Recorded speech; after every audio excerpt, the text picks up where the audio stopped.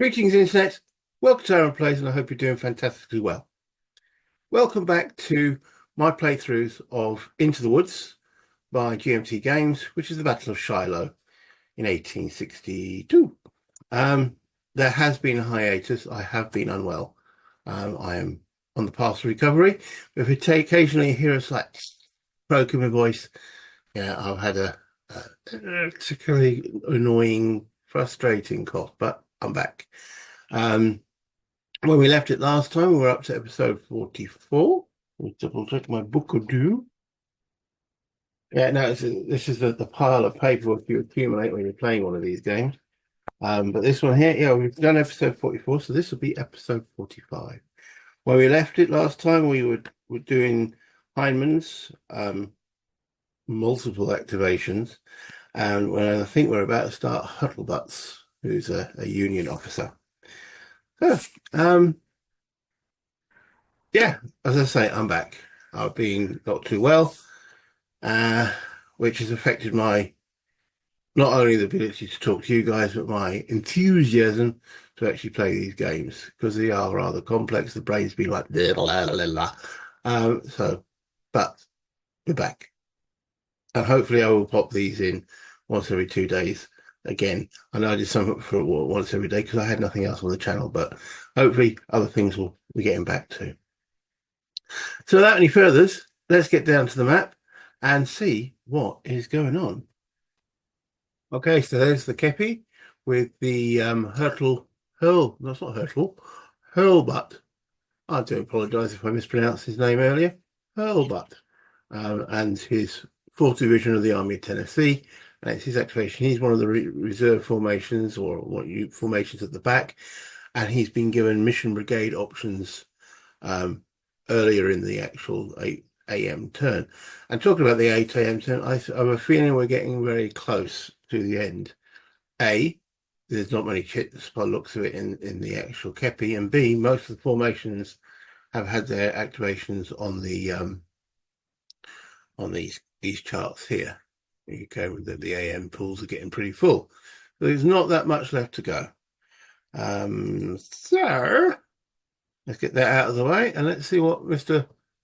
Hurlbut is actually supposed to be doing. Okay. We look at there's the dude. There he is. Okay, so he's got 3 brigades. He's got Williams, Lauman, and Vetch. Again, sorry if I mispronounced anything there. Okay. And each of those brigades was given what they term in here, not a mission, initial defensive mission. And that requires them to go to certain locations on the map, which we did earlier. And these locations are marked here, and I think there's one there, which could prove useful considering where the Confederates are lining up now. So we'll activate each of these brigades. There's going to be no change of orders. They're under advance orders at the present moment. No need to change those. So I'll go straight into movement. Let's just zoom a little bit. We'll start with Williams and his brigade. Notice some units are out of command. But if they were out of command, they haven't activated because I'll put an activation marker on them. So let's go. 1.5, 3. No, you can. Now, I could extend him and use the road movement, but do we really want to do that? It would require an extension because, and this is your first lesson, children, because he's got more than 7 increments. Okay, so let's go back on that. So that's 1.5 to there. Then he can move into there and extend at the same time for just 1. So I'll put an extended column marker, so that's 1.5 to there. Then it's just 1, so that's 2.5. And I make sure I get the destination right. That's where he's heading towards. So it's 2.5. And these are roads, so it's 1 movement point. So it's 3.5, 4.5, 5.5. If he was in march order, there would have been half a movement point each on the road, but he is in advanced order using march order stacking. So therefore, as you can see, anyway, this guy next, the 28th Illinois, 1.5, 3, 4.5, 6, and I'm going to change his facing there. Okay.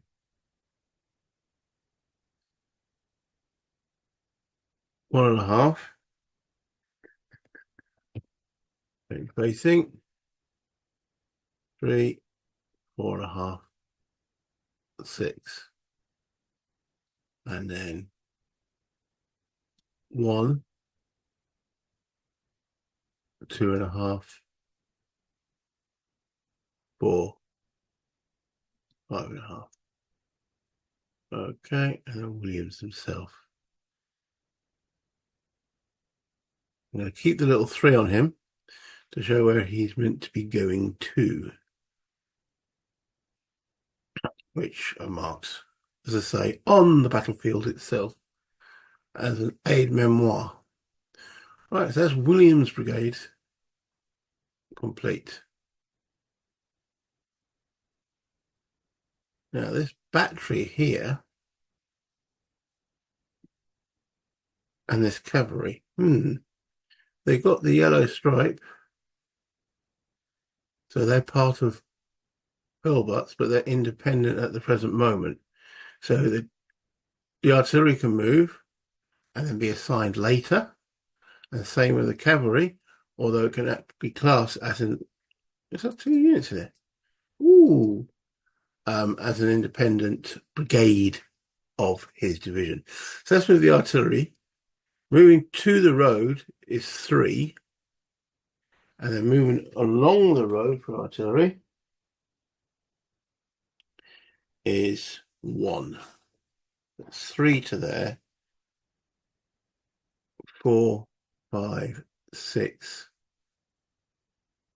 7. Yeah, I could be changing facing there, but moving along this trail is at 1.5. So that's as far as the artillery is going to get. And I say we can assign it to division later. So I might as well activate this carry, and that carry is actually technically overstacked. So that's from setup. So I think I must separate them. So that's 1 to change face, got to change facing 2 vertices, and then we'll separate these now. And the cavalry costs 2 in this light woods, so that's 3. No, wrong way.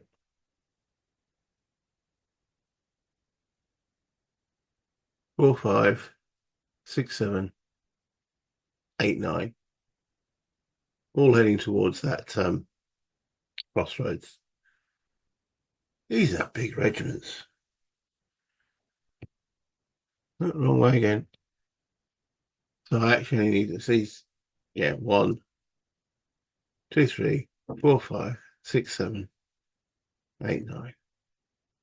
Okay, now we will do Lauman's brigade, and he's got to come down here to this crossroads.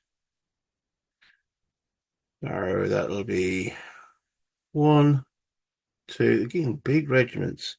And then we're going to get him following the road. So it's 2, 3, but then he gets that extended column.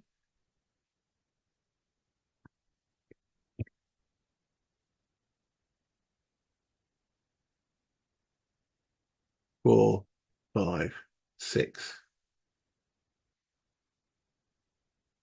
Okay. 1, 2, 3. Oh, the backside first. I always go to press the wrong way. 4, 5. 1, 2, 3, 4, 5 there. Still do it. Still do the wrong way. Okay, what's under this one? All right. 1, 2, 3. Yeah, they'll fall in behind. And if they're going to use the road, they need, you guessed it. Yeah, you got the right way the first time. Whoop, whoop. Okay, so we'll stick them in extended column behind. Not wrong. Too far. And we'll put Lauman here-ish. At the end of the day, we want him in command by Hurlbut. Right. Some more artillery. His division. So 3,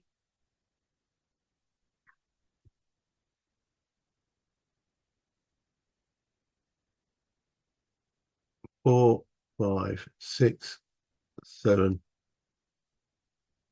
8 along the road there. Okay, Fetch's brigade. It's a bit scattered, isn't it? So we need to get that all together. And it's also heading down the Hamburg Savannah Road towards this point here, which is called what? Noah's Cantrell. Is that a farm? On the Larkins Bells field. Well, that's where they're heading towards. Let's get them going there. All right. I need to get them all back into command. So it looks like this is their first activation because they're all scattered around. So it looks like they've only got one activation. Let me just verify that for myself, just to make sure I'm not making an absolute tit of myself.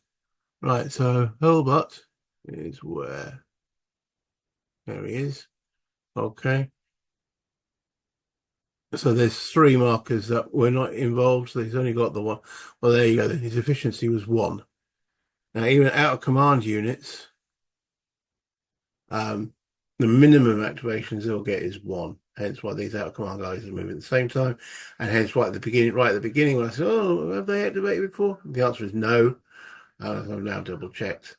So this is all their first and therefore only activation, unless a random event or something else interferes. So we need to get them walking down this road.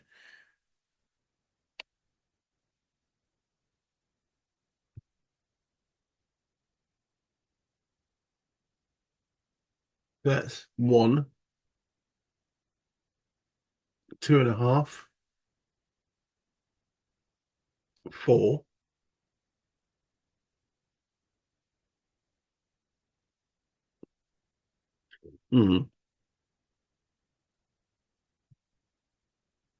That a free facing change. 4. Then they're going to extend 5, 6. Let me get one of those extended column markers. There it goes. Walking down the road.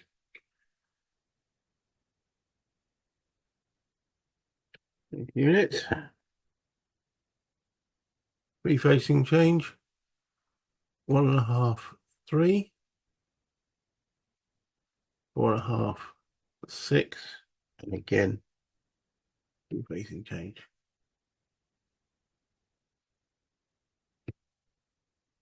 Free facing change. 1. 2.5. I think we're just going to stick him on the road directly behind. Okay, and give him an extended marker. Clone that. Boom.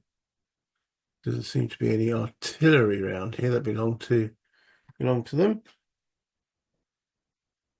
And this guy, 3,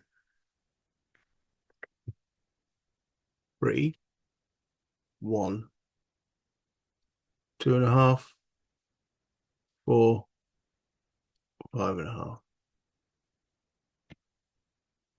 Now, Mr. Hurlbut himself. Oh, where's the brigade commander? There he is. Okay, so all right. He's only got command range of 3, so we need him to be about there. And he's still going to be out of command. Even at that close range, it's 2 movement points for leaders for command purposes, not for movement purposes, to reflect how tricky it was in this particular battle. So even that keeps him in command of one of these units. Oh, why is it? Because little threes. There we go. Um, hmm. So it keeps all of these units in command, but this guy who's actually closer, not on the road, is still going to be out of command. Hurlbut's got command range of 8, so that means he can move forward a bit. There's more artillery of his. Whoops, did he miss that? So let's move that.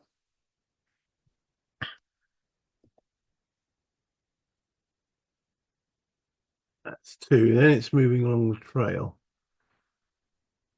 3.5, 5, 6, 7, 8.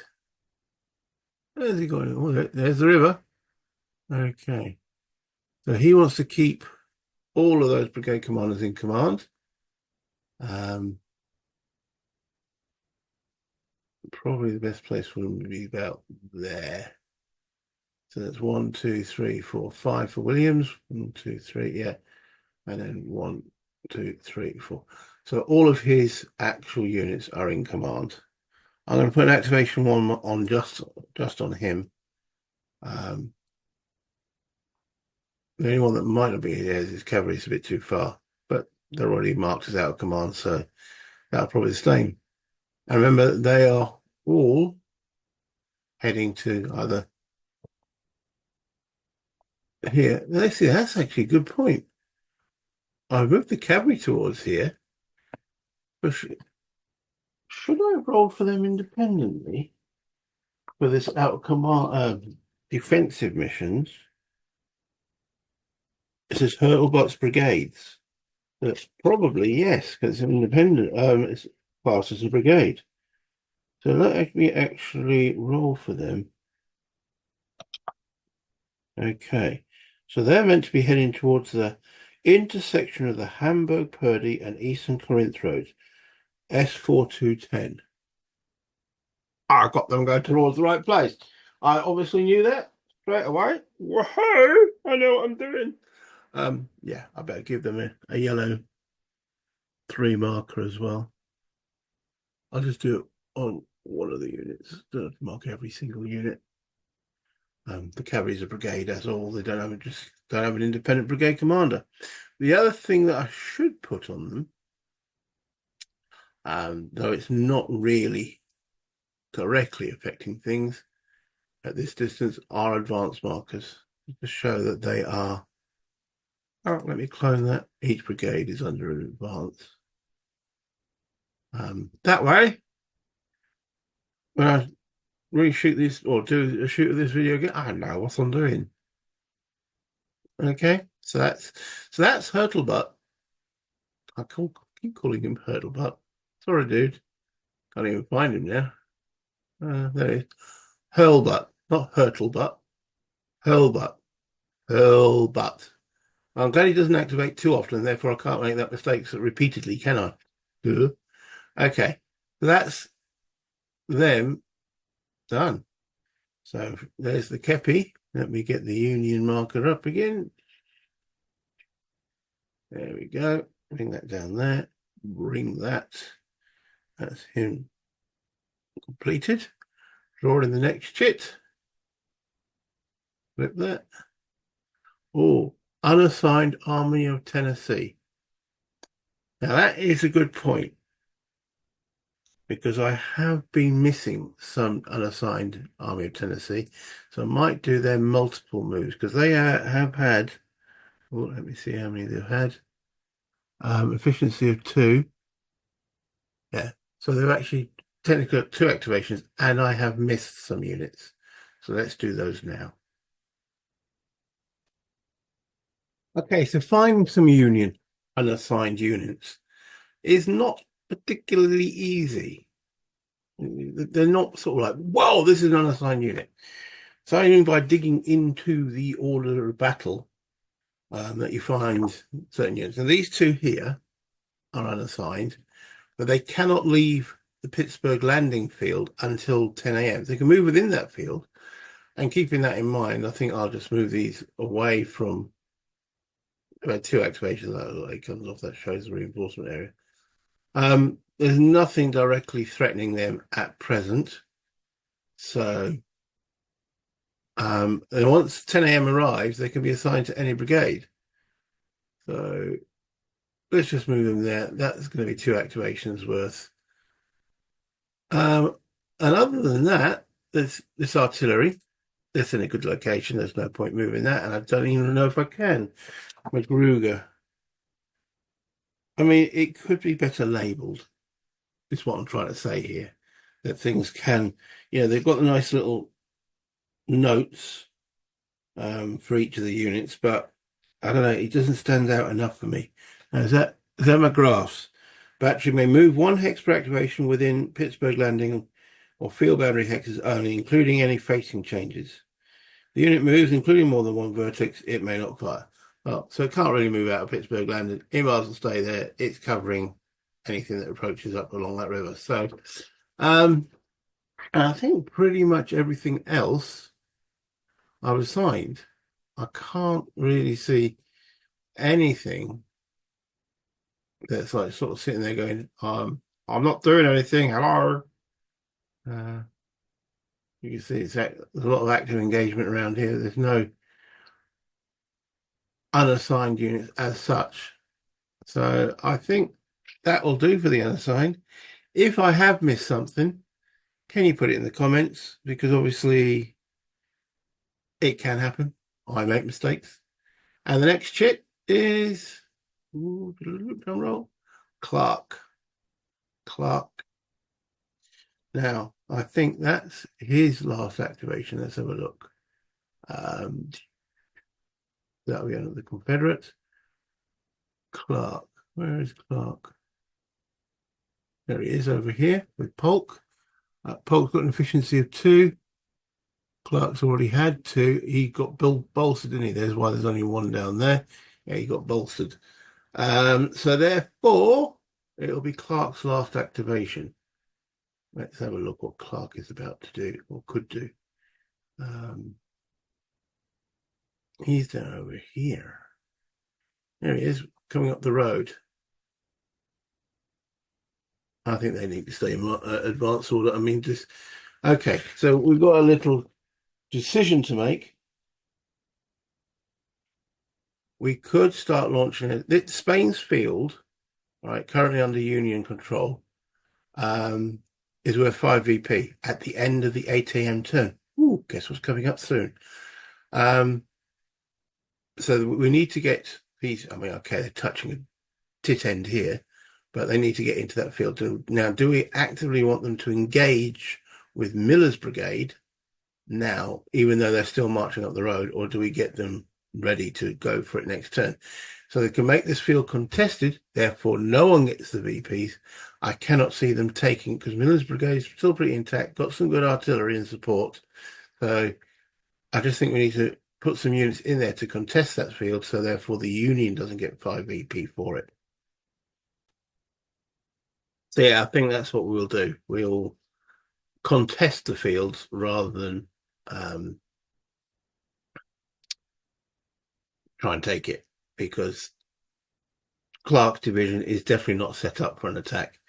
If we get it set up for attack now, you see it spread all the way down the trail here. Is that a trail or a road? The east. I can actually do this, can't I? It's the Eastern Corinth Road that they've been advancing along. So yeah, and then we can extend to their right, and then probably outflank. And then it depends, because we know these guys have had all their activations. So that would finish with these guys potentially outflanked. Depends who wins the initiative then, doesn't it? Okay, I'm going to bring that up in the next video. So I'm going to end this one here. Thank you for watching. Let's go back up to the top. Okay, not much happening. Hurlbut moving up to his assigned defensive positions. A little bit of chat about unassigned units.